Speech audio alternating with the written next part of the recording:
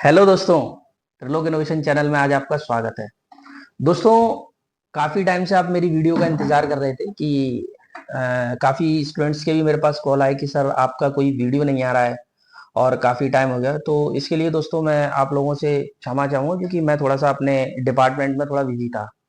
तो दोस्तों आज हम जिस बारे में डिस्कशन करने वाले हैं, मैं आपको आज एक प्लान स्ट्रेटेजी बताने जा रहा हूँ जो कि 2025 मतलब 2025 में एग्जाम कैसे निकालें।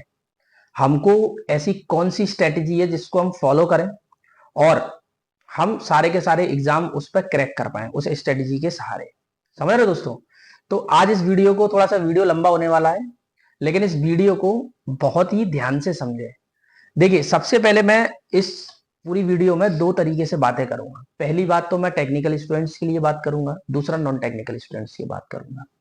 दोस्तों, जो टेक्निकल के आईटीआई की इंडस्ट्रियल ट्रेनिंग इंस्टीट्यूट के जो स्टूडेंट्स हैं या एसएससी जेई के स्टूडेंट्स हैं, जो जेई के एस्पिरेंट्स हैं, जो तैयारी कर रहे हैं, उनको अपना टेक्निकल के साथ नॉन टेक्निकल कैसे मेंटेन करना है, इस बारे में मैं आज आपको प्रॉपरली बताऊंगा। एक्चुअलिटी में बहुत सारे बच्चों को एक जो टेक्निकल के स्टूडेंट्स हैं उनको बड़ा सबसे बड़ा प्रॉब्लम ये आता है कि सर एक तरफ तो इतना सारा टेक्निकल का वर्डन है, हम उसको कैसे पढ़ें। और दूसरा सबसे बड़ी दिक्कत उनके साथ ये आती है कि जब हम टेक्निकल पढ़ने बैठते हैं सर नॉन टेक्निकल भूल जाते हैं, और जब हम नॉन टेक्निकल पढ़ने बैठते हैं तो टेक्निकल भूल जाते हैं। तो ये प्रॉब्लम्स का परफेक्टली सॉल्यूशन मैं लेके आया हूं। आप इस वीडियो को प्रॉपरली सुनना और उसको फॉलो करना, क्योंकि दोस्तों मैं भी एक प्रॉपर एक गवर्नमेंट डिपार्टमेंट में, उत्तर प्रदेश के इलेक्ट्रिसिटी डिपार्टमेंट में मैं खुद एक पोस्टेड हूँ, और मैंने भी ये सारी चीजें ड्यूरिंग द प्रिपरेशन फेस की थी। लेकिन आप समझ सकते हैं दोस्तों कि उसके बाद एक प्रॉपर रिजल्ट लिया, और मैंने सभी जगह ऑलमोस्ट रिजल्ट लिया है। इसरो के मैंने सारे एग्जाम निकाले, वो भी सिंगल पोस्ट पे निकाले। समझ रहे हो दोस्तों? तो आज मैं आपको वो सारी की सारी स्ट्रेटेजी बताऊंगा कि आपको 90 प्लस मार्क्स कैसे लाना है, किस तरीके से आपको उस पर वर्क करना है। तो सबसे पहली बात तो ये है दोस्तों कि सबसे दिक्कत आपको ये आ रही है कि अभी मैं ऐसी कौन सी किताब जीएस की पकड़ूं या ऐसी किस किताब को लूं। सबसे बड़ी प्रॉब्लम आपकी पता है क्या होती है? आप लोग जीएस का बहुत सारा मटेरियल और डिफरेंट डिफरेंट रिसोर्सेज को फॉलो करते हैं। तो उस समय जब आप पढ़ रहे होते हैं ना, उस समय तो आपको उस कंसंट्रेशन कर लेते हैं उस सारे मटेरियल पे। लेकिन जब रिवाइज करने वाली बात आती है ना दोस्तों, तो फिर आपके लिए प्रॉब्लम खड़ी हो जाती है कि यार मैंने वो चीज वहां से पढ़ी, वो चीज मैंने वहां से पढ़ी, वो चीज मैंने वहां से पढ़ी। तो या तो आप सबको समराइज करके कॉपी में सेपरेटली नोट्स बना लें, लेकिन वो अभी आपके लिए संभव नहीं है, क्योंकि जो बच्चे काफी टाइम से प्रिपरेशन कर रहे हैं वो नोट्स बनाने के लिए अब नहीं बैठ सकते। तो मैं आपको बताता हूं कि आपको क्या करना है। ऐसा तरीका बता रहा हूं दोस्तों जो हिंदुस्तान में आपको कोई नहीं बताएगा। बताया है, लेकिन मैं जो तरीका बता रहा हूं ना उससे मेरा 100% रिजल्ट आया, और मैंने जितने भी एग्जाम दिए, 2025 का रिसेंटली एग्जाम दिया, उसमें भी मेरा रैंक था ड्यूरिंग द जॉब दोस्तों। 8 घंटे की जॉब करता था, 2 घंटे सुबह खाने में जाते थे, 2 घंटे शाम को खाना बनाने, मतलब मैं 8 और 4 12 घंटे। उसके बाद अपने डिपार्टमेंट का भी वर्क करता था, उसके बाद भी मैंने पेपर क्रैक किया एमपी में। बात समझ रहे हैं? एमपी इलेक्ट्रिसिटी बोर्ड का जो एग्जाम क्लियर किया। तो अब दोस्तों मेरे से ज्यादा टाइम लॉस तो आप नहीं करते होंगे, क्योंकि आपको सिर्फ और सिर्फ पढ़ने का टाइम है। करना क्या है, मैंने एक स्ट्रेटेजी, बहुत ही प्यारी स्ट्रेटेजी फॉलो करी थी। उस स्ट्रेटेजी को मैं आपको एक्सप्लेन कर रहा हूं। सबसे पहले आप थ्योरी को रख दें साइड में। आपको अजीब लग रहा हो यार ये कैसा पागल इंसान है कि थ्योरी को हटाने दे रहा है। नहीं नहीं दोस्तों, ऐसा नहीं है। आप थ्योरी को पहले तो साइड में रख दें। आप डिसाइड कर लें कि 200 क्वेश्चंस मुझे टेक्निकल पढ़ना है और 200 क्वेश्चंस नॉन टेक्निकल पढ़ना है। समझ रहे हैं? एक दिन में कितने क्वेश्चंस हो गए दोस्तों? 400। 400 क्वेश्चंस सिर्फ मैं आप लोगों की बात कर रहा हूं जो केवल और केवल लाइब्रेरी में बैठ के 8 घंटा पढ़ते हैं, मैं उनकी बात कर रहा हूं। हो सकता है कि शुरू में आपको ऐसा लगे कि आप चीजों को रट रहे हैं, लेकिन ऐसा नहीं है दोस्तों। ऑब्जेक्टिव लगाने का मतलब यह है आप हर एक क्वेश्चंस को पढ़ें और उसके सॉल्यूशन को जरूर पढ़ें। समझ रहे मेरी बात? मैंने क्या बोला? जैसे कि मैं क्या करता था, मैंने फिक्स कर ली कि मॉर्निंग में 8 से 9 या सुबह 7 बजे, मैं वैसे 4 बजे सुबह उठता था, तो 4 बजे से 8 बजे तक मेरा पूरा का पूरा स्लॉट टाइम रहता था।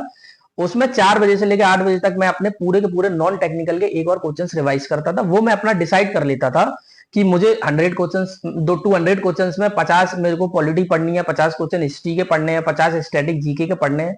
सिर्फ और सिर्फ क्वेश्चंस। अब आप मुझसे ये क्वेश्चंस पूछेंगे, आपके दिमाग में ये क्वेश्चंस आएगा कि सर ये बताइए, वो फिर हम रिसोर्सेज कहां से लें। सबसे अच्छा तरीका, आप तो एक टेक्स्ट बुक नाम का एक एप्लीकेशन है जिसमें आप टेस्ट देते हैं। मैं भी वही फॉलो, मैंने कुछ अलग से स्पेशली रॉकेट साइंस नहीं किया है, जो लोग सब करते हैं वही मैंने कर रखा है।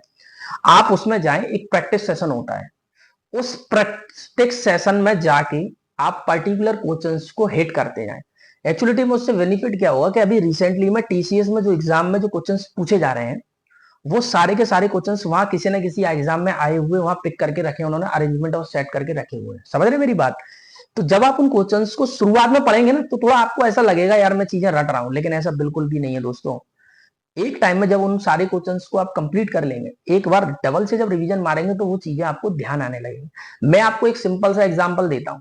आप मुझे ये बताइए, जब आप पेपर में पेपर देने जाते हैं, एग्जाम देने जाते हैं, और जब आप उस क्वेश्चंस को पढ़ते हैं, तो आपको पूरी थ्योरी ध्यान आती है, उसमें से 4 आंसर ध्यान आते हैं।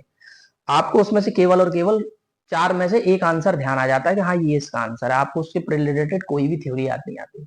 आपको ऐसा लगता है कि हाँ यार ये मैंने पढ़ा है, वो हाँ हाँ वो क्वेश्चंस मैंने पढ़ा है, उसका आंसर डी होगा। बात समझ में? इसका मतलब आपने कहीं ना कहीं उसको पढ़ रखा है। तो क्यों ना हम उसी चीजों पे हिट करें जिसमें हमें एग्जाम में फाइट करना है। ठीक है ना? अब मैं टेक्निकल की बात कर लेता हूं। टेक्निकल में आपको कुछ भी नहीं करना। टेक्निकल के भी सीधे सीधे 200 क्वेश्चन उठाइए पर सब्जेक्ट और बढ़ जाइए। अगर आप 400 क्वेश्चंस पर डे कर ले रहे हैं, तो दोस्तों ये बताइए एक महीने में कितना हुआ? बताइए आप मुझे।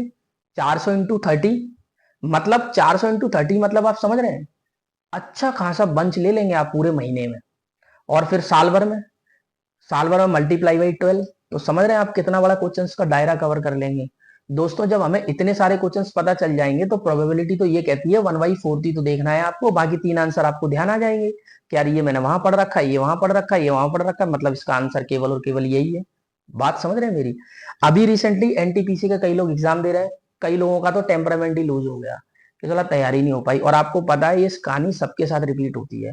हर बार हम ये कसम खाते हैं कि मैं कसम खाता हूं अपने सबसे चाहने वाले की कि मैं अब अगले पेपर में तैयारी करूंगा और मेहनत करूंगा। पेपर देने के आने के बाद हम 2 दिन गम में निकाल देते हैं, तीसरे दिन उसको भूल जाते हैं।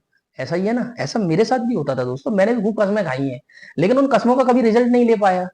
लेकिन मुझे यह पता था कि अब मुझे किसी एग्जाम की तैयारी नहीं करनी, अब मुझे सब्जेक्ट की तैयारी करना है। आप एग्जाम ओरिएंटेड प्रिपरेशन करते हैं ना, जैसे मैं 3 घंटे में आपको पूरा पॉलिटी रटा दूं, भाई 3 घंटे में पॉलिटी रटी जा सकती है, लेकिन क्या वो आपके काम की है? नहीं है। क्या उसमें से क्वेश्चंस आपके आए? नहीं है। आप जो डेली पढ़ते हैं ना, या पहले से आपने जितनी चीजें पढ़ रखी हैं, रिजल्ट उन्हीं से आता है। इसलिए आप डेली पढ़ें, एग्जाम को लेकर ज्यादा ना पढ़ें।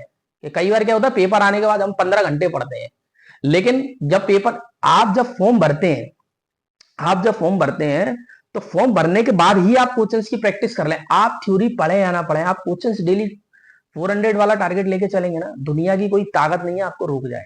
समझ रहे हैं मेरी बात? तो आज मैं इतने दिन में जो चीजें लेके आया हूं, उसका मैंने पूरा आपको समराइज किया है। और अब मैं कंटिन्यूसली आप लोगों के लिए एक सीरीज लेके आने वाला हूं। मैं इस एक बड़ी अनाउंसमेंट करने वाला हूं आप लोगों के लिए। मैं शॉर्ट्स बनाऊंगा आपके उन सारे टॉपिक्स पे जो एग्जाम में डायरेक्टली पूछे जाते हैं, जिनके आप शॉर्ट नोट्स बनाते हैं। तो जब आप एग्जाम देने जाएंगे, तो वहां मेरे केवल और केवल शॉर्ट्स देखते जाइए। उस 3 मिनट के शॉर्ट्स में मैं आपको रिवीजन की सारी टॉपिक्स बता दूंगा, जिन जिन चीजों से आते हैं, चाहे वो नॉन टेक्निकल का बच्चा हो, चाहे वो टेक्निकल का बच्चा हो। टेक्निकल के बच्चे के लिए तो मैंने पूरा का पूरा सिलेबस अब तैयार कर रखा है, और अब उसके लगातार शॉर्ट्स आएंगे। मैं डेली कुछ ना कुछ आपको शॉर्ट्स में प्रोवाइड कराऊंगा, और जब मेरे आप शॉर्ट्स या सारे शॉर्ट्स देखेंगे, तो उन शॉर्ट्स के थ्रू ही आप कई बार रिवीजन कर चुके होंगे। तो मुझे लगता है आई थिंक आपको मेरी पूरी की पूरी बात समझ में आई होगी। तो दोस्तों आज के लिए इतना ही, और मैं आप सभी को फिर से एक बार धन्यवाद देना चाहूंगा कि आपने इस वीडियो का सम्मान रखा और आपने इसको देखा। तो मैं चाहता हूं कि आप मेरे साथ उस सीरीज में जुड़ें, जो कि एक नया लॉन्च होने वाला प्रोग्राम, जिसको बोलते हैं रिवीजन विद शॉर्ट्स। तो आज के लिए इतना ही दोस्तों। थैंक यू दोस्तों।